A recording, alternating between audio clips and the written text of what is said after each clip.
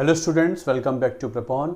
चलिए current affairs in short करते हैं। 5 दिसंबर सर्टेन इंपॉर्टेंट टॉपिक्स। हम सॉइल मैनेजमेंट डे है आज, तो उसके बारे में बात करेंगे। प्लास्टिक पॉल्यूशन के बारे में बात करेंगे। ग्लोबल फूड स्टोरेज की जो प्रॉब्लम है उसके बारे में बात करेंगे, भारत क्या कर रहा है, और कुछ छोटी छोटी न्यूज और देखेंगे सॉइल के बारे में। Poor soil management will Erode food security. सबसे इंपॉर्टेंट फूड सिक्योरिटी इशू है आने वाले सालों में पूरे विश्व के लिए और गरीब देशों के लिए खास तौर से, और ये और ज़्यादा बढ़ गई है because of Russia Ukraine war, जो कि बहुत इंपॉर्टेंट एक्सपोर्टर हैं फूड ग्रेन्स के वर्ल्ड में। चलिए देख लेते हैं। यहाँ सॉइल की बात हो रही है।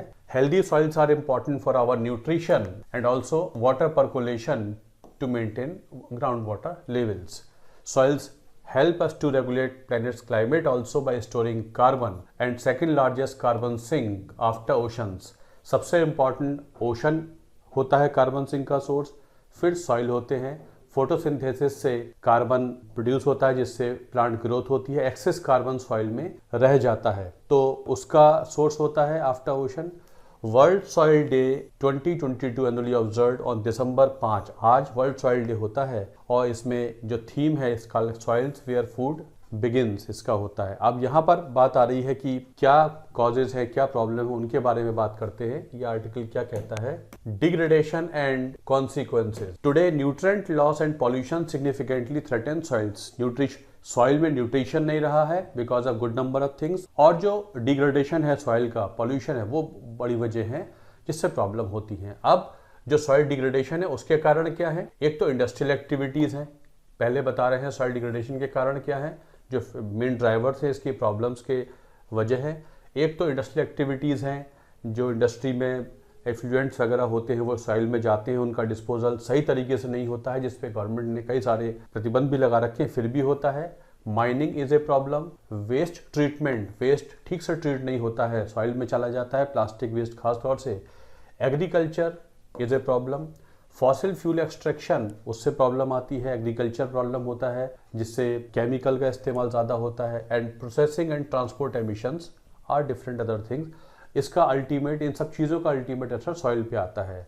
और सॉइल न्यूट्रिएंट लॉस की बात देखें तो सॉइल इरोजन होता है, रन ऑफ हो जाता है। अगर सॉइल में राइट काइंड ऑफ पर्कुलेशन नहीं है, एयरी नहीं है सॉइल, तो वो अगर हार्ड हो गया, क्लेई सॉइल हो गया है, तो जितना भी पानी ऊपर होता है वो बह के निकल जाता है। उसके साथ साथ जो न्यूट्रिएंट हैं वो भी बह के निकल जाते हैं। बर्निंग ऑफ क्रॉस रेसिड्यूज वगैरह और भी प्रॉब्लम होती है। Soil degradation in some form और अनदर अफेक्ट्स 29% जो हमारा लैंड एरिया है, वो लगभग 29% जो हमारा टोटल लैंड एरिया है वो इससे अफेक्ट होता है।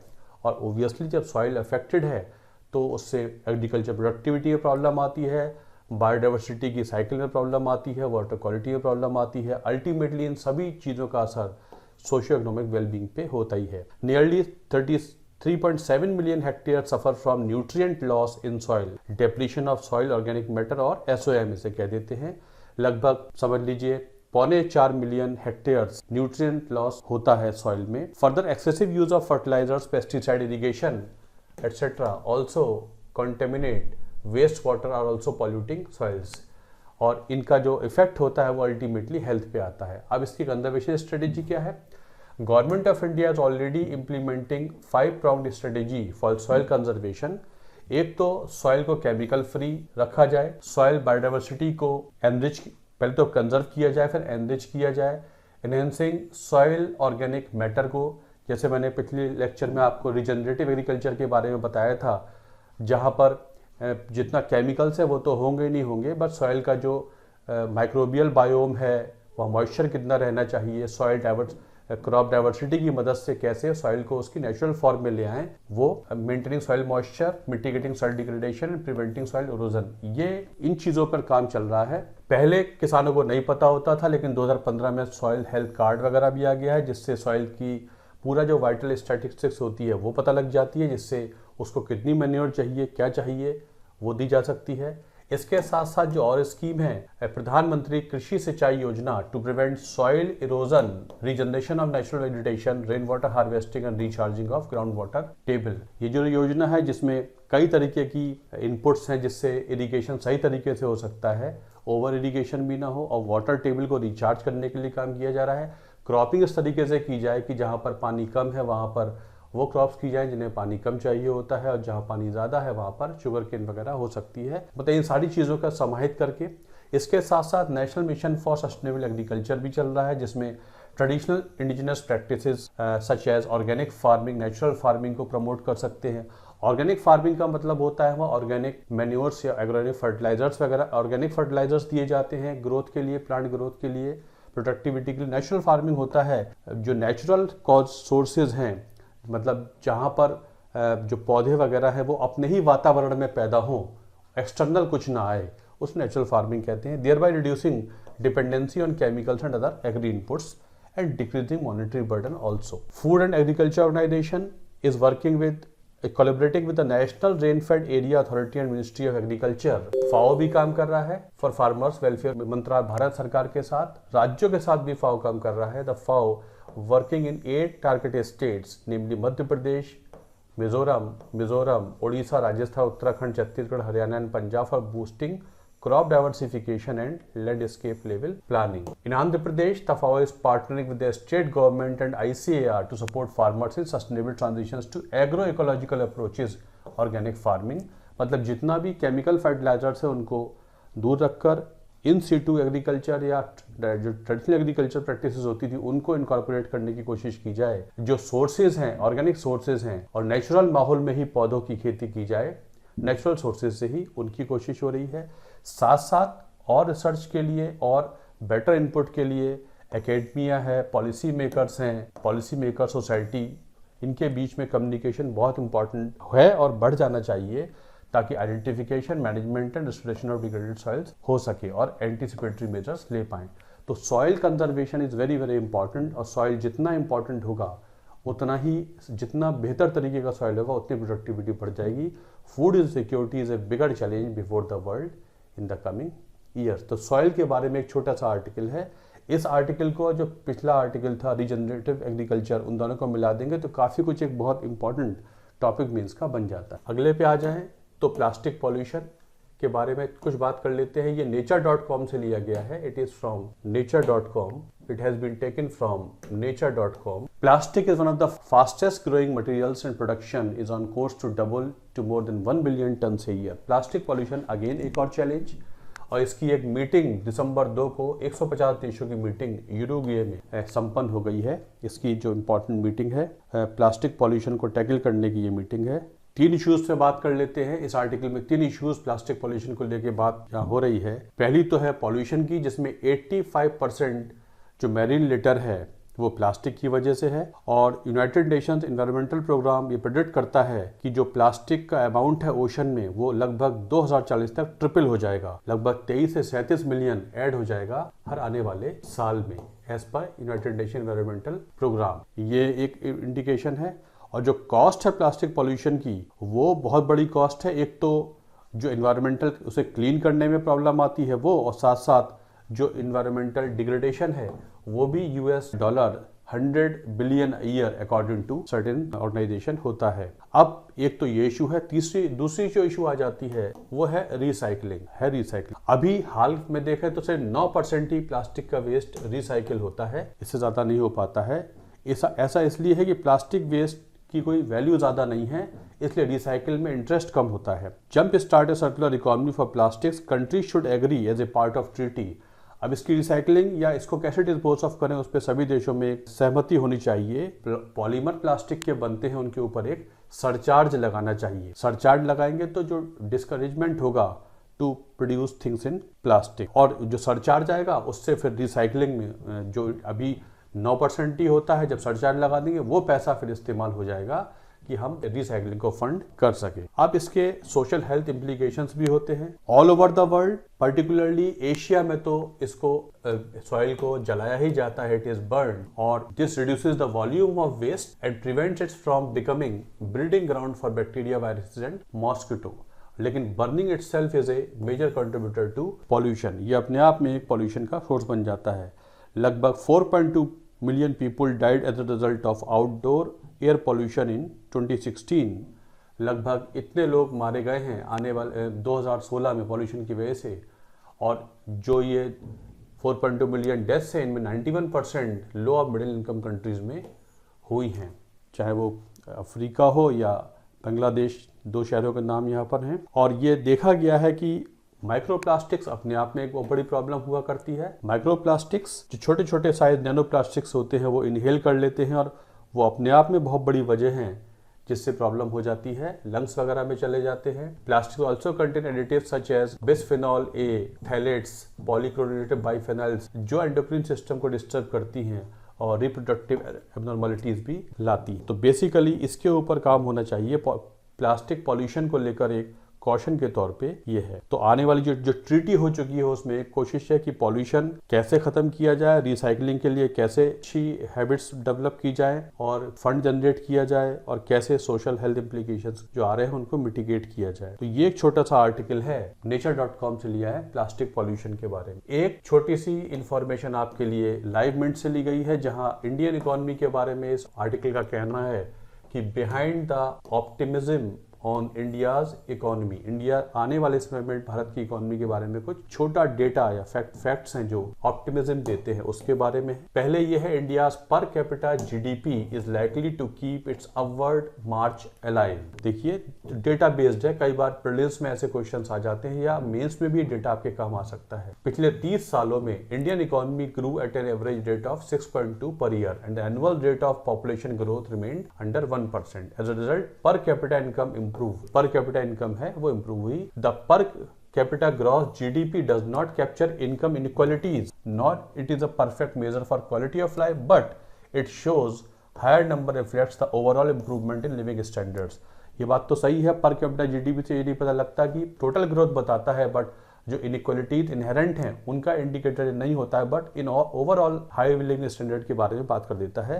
The steady rise in per capita GDP compared favourably with the other emerging economies. India does not have the stellar growth pace of China, Russia. However इसकी ग्रोथ लेस वोलेटाइल है than Brazil or Nigeria and faster than Indonesia or the Philippines. A rough calculation shows that even with a conservative 6% annual GDP growth and population growth of 0.8%, per capita GDP will grow at 5% in this decade, which is good for India. ये देखिए China की जो growth है 2010 के दशक में ये नीचे आ गई है, भारत की बढ़ रही है, वियतनाम की पीछे आ गई है, फिलीपींस की काफ़ी आगे है, इंडोनेशिया की भारत की इंडोनेशिया से बेहतर है। आप देखेंगे इंडिया इज बेटर प्लेस्ड और रशिया की तो काफ़ी नीचे आ गई है, Nigeria, Brazil.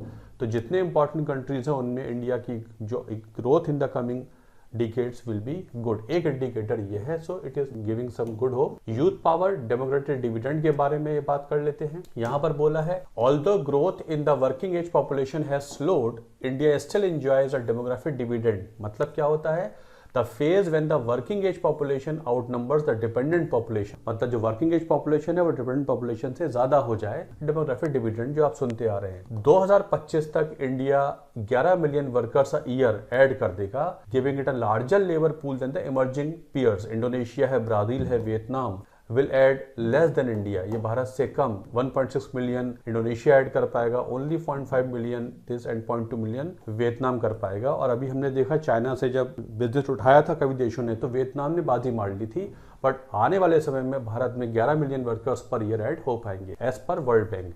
A median Indian is 27.9 years old. इस समय की मीडियन इंडियन एज इतनी है younger than Europe, North America, Chinese etcetera. 2030 तक India median age is projected to cross 30। 2030 तक ये 30 साल से ऊपर हो जाएगी। ए typical 30 year earns a lot, spends and saves. इसी ऑर्डर में चलता है, पहले अर्न करता है, फिर स्पेंड करता है, फिर और यूथ फिर सेव करता है, मतलब सेविंग लास्ट में आती है। और ये चूंकि स्पेंडिंग हैबिट ज्यादा होती है तो कंजम्पशन इन्वेस्टमेंट बढ़ेगी। Young people also tend to be aspirational, innovative and tech savvy and entrepreneurial attributes that it would catalyze the country to a digital shift.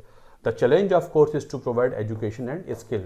हमारे जो डेमोग्राफिक डिविडेंड है इसको स्किल और एजुकेशन देनी पड़ेगी ताकि स्पेंडिंग बढ़ेगी तो पूरी इकोनॉमी की साइकिल घूम जाएगी। सबसे इंपॉर्टेंट आ जाता है कि एजुकेशन और स्किल एनहेंसमेंट बहुत ज़रूरी है। तो भारत का जो आने वाले समय में जो आप कहते हैं ह्यूमन रिसोर्सेज का जो वैल्यू है वो काफ़ी यूजफुल भारत के लिए होने वाली है as compare to other developed and developing nation. तो एक ये इंपॉर्टेंट इंडिकेटर है आने वाले समय में भारत के लिए। एक्सटर्नल डेट के केस में देखें, भारत का जो कर्जा वगैरह है उसमें देखें, यूएनडीपी ने अभी बताया है इसी साल की 54 countries accounting for more than half of the world's poorest population may face severe debt problem. India is not among them. मतलब 54 देश कर्जे की प्रॉब्लम से परेशान हो जाएंगे, भारत इसमें नहीं है। In March external debt accounted for less than 5% of total national debt. हमारा जो बाहर के देशों पर या बैंकों पर देनदारी काफी कम है, उसमें भी 16% वॉज यूरोपीय में डिनोमिनेटेड है, तो करेंसी रिस्क नहीं होता है। प्राइवेट सेक्टर बोरोइंग फॉर्म और पूरे एक्सटर्नल डेट का ज़्यादा है, लगभग 80%, 79% वो प्राइवेट डेट है। As sovereign debt is mainly issued domestically, और जो सरकारी डेट है, पब्लिक डेट है, नेशनल डेट है, वो डोमेस्टिकली सोर्स ज़्यादा है। Foreign ownership of this debt is quite controlled, हमारे इंटरनल सोर्सेज ज़्यादा हैं। A cross country comparison shows that India has low vulnerability to debt default, a plus for investment worthiness other emerging economies. हमारा debt का जो problem है वो काफ़ी controlled है, बेहतर है। इससे हमारी जो सोर्स ऑफ इन्वेस्ट है वो उसमें हमारी रैंक ऊपर आती है और काफ़ी इन्वेस्टर फ्रेंडली देश माना जा सकता है। इंडिया की जो डेट मैनेजमेंट पॉलिसीज़ है वो काफ़ी अच्छी रहेंगी आने वाले समय में। तो this is one indicator. Another is economic wellbeing. The misery index is a useful metric to gauge hardship at an individual level. Misery index क्या होता है? Misery index sum of inflation and unemployment rate, जो महंगाई दर है और जो unemployment rate है उसका सम होता है, और दोनों ही इकोनॉमिक पेन के सोर्सेज होते हैं। Higher misery index implies worsening economic condition. A hypothetical misery index made up of 4% inflation, 5% joblessness and 7% growth would be a good.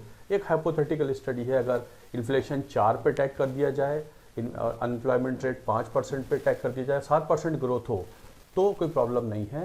Country was close to that in 2017 से 19 में close था। ए pandemic problem आ गई। The challenge is to balance all the three such that it is optimum for Indian conditions.